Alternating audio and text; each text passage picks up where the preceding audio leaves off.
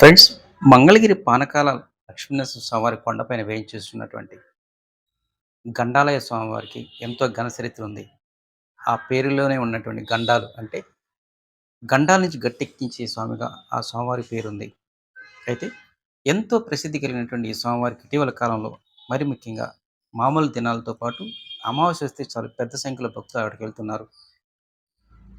తమని కష్టాల నుంచి ఒడ్డెక్కించేటువంటి స్వామివారికి మొక్కు తీర్చుకోవటానికి మరి ముఖ్యంగా అమావాస్య పండుగ వస్తే చాలు పెద్ద సంఖ్యలో అటు ఘాట్ రోడ్ నుంచి కావచ్చు, ఇటు మెట్ల మార్గం ద్వారా కావచ్చు. భక్తులు మాత్రం పెద్ద సంఖ్యలో ఉన్నారు.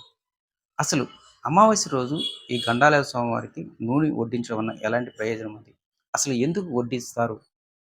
నూనె వడ్డించడం వలన భక్తులకు కలిగేటువంటి మేలు ఏంటనే అంశంపై ఆలయ ప్రధాన అర్చకులు అనంత పద్మనాభాచార్యులు స్పష్టత ఇచ్చారు. ఎంతో ఘన చరిత్ర కలిగినటువంటి ఈ స్వామివారికి మొక్కు తీర్చుకుంటే మాత్రం అన్ని శుభాలే జరుగుతాయని చెప్పేసి అంటున్నారు ఆయన.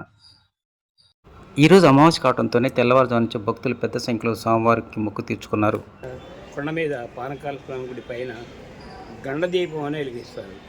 ఆ గండ దీపం అదేంటంటే తీరని కోరికలు, దీర్ఘరోగాలు, వ్యాధులు, అలాగే సంతానం కలగలేకపోవటం, పెళ్లి జరగకపోవటం ఇలాంటివి కోరికలు నెరవేర్చుకోవడానికి ముక్కోవటం అనేది జరుగుతుంది.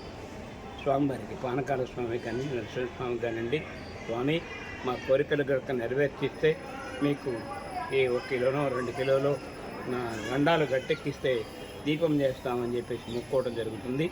అలా వాళ్ళ యొక్క కోరికలు నెరవేరినప్పుడు వెళ్ళి ఆ గండాలయ స్వామి దగ్గర ఆ గండ దీపంలో నూనె పోసి దీపం చేస్తారు. దాన్ని గండ దీపం అని పిలుస్తారు. మన కొండపైన ఉన్న గండాలయ స్వామివారి ఆ దీపానికి ఏమైనా ప్రత్యేకతలు ఉన్నాయండి? ఇదే ఎంత మన వాళ్ళ యొక్క కోరికలు నెరవేర్చుకోవడం కోసం చేసేటువంటిది గండదీపం. ఇవన్నీ నిరంతరం వెలుగుతూనే ఉంటుంది. అది కేవలం భక్తులు పోసినప్పుడు ఎవరైనా అంటే ప్రతిరోజు కూడా అంటే ఎక్కువగా అమావాస్య నాడు జనం బాగా ఎక్కువ వెలిగిస్తుంటారు. ఎవరి భక్తులు ఏ రోజు కావాలంటే ఆ రోజు వాళ్ళు వెళ్ళి కోరుకొని దీపం చేయడం జరుగుతుంది. దాంట్లో అక్కడ పెద్ద బేసిన్ ఉంటుంది. ఆ బేసిన్లో 1 కిలో 2 కిలోల నూనె పోసి దీపారాలు చేస్తూ ఉంటారు. అది కంటిన్యూస్గా వెలిగితే వెలగచ్చు, ఒక్కోసారి మళ్ళా వెళ్ళి వెలిగించేదాకా ఒక్కోసారి ఆరిపోయి కూడా ఉండదు. ఆ దీపం చాలా దూరం కనిపిస్తుంట, నిజమేనండి మీకు తెలిసిన వరకు? అంటే దాదాపుగా కొండని నుంచి చివరి దాకా చూస్తుంటే మనకి దాదాపు 5-6 కిలోమీటర్ల వరకు కనపడుతూ ఉంటుంది.